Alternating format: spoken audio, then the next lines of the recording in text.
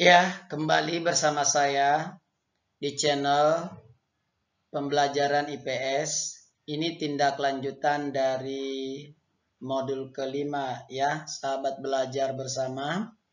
Saya hanya ingin mengajak anak didik kami sahabat belajar bersama untuk melakukan kegiatan tugas dalam bentuk lembar kerja peserta didik untuk membuat peta pikiran dan laporan singkat Anda. Poin yang pertama, inti permasalahan.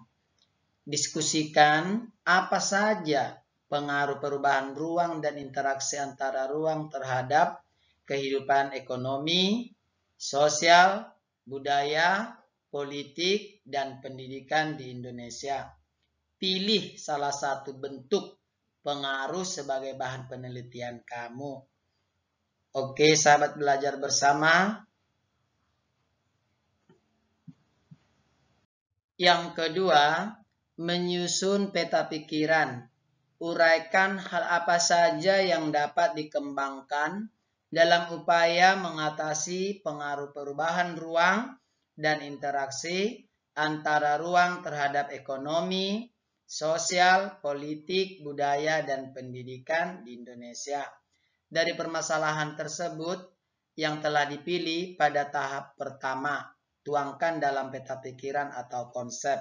Dan yang ketiga, kumpulkanlah informasi dari beberapa sumber, membaca bahan informasi tambahan, dan melakukan wawancara dari saudara maupun sahabat serta keluarga.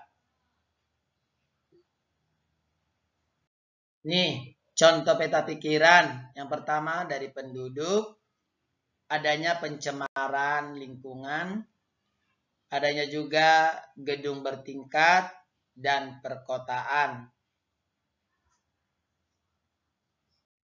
Ya, sahabat belajar, di sini saya berikan contoh laporan yang berjudul Alamku Tercemar. Setiap tahunnya manusia di bumi terus mengalami peningkatan. Hal ini terjadi hampir setiap negara, terutama di negara berkembang. Perpindahan penduduk dari pedesaan menuju perkotaan menjadi salah satu bukti dari semakin banyaknya jumlah penduduk di dunia.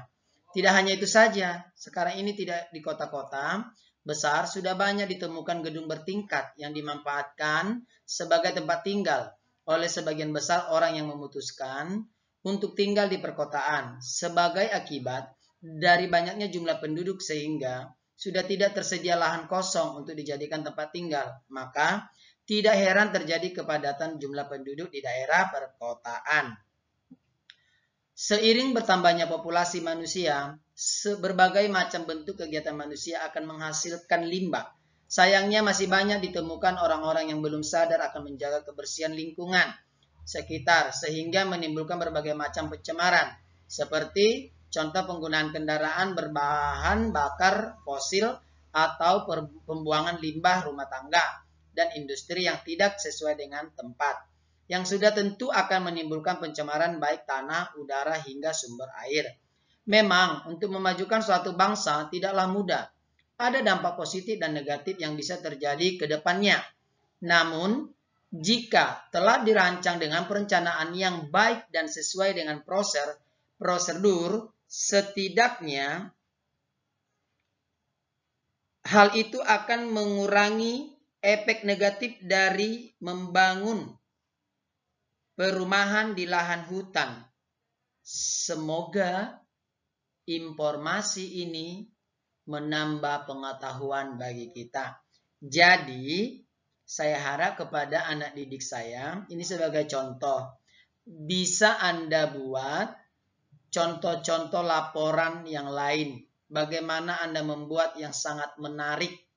Ya, jadi itu hanya sebagai contoh, boleh bebas yang Anda pilih yang saya jelaskan tadi.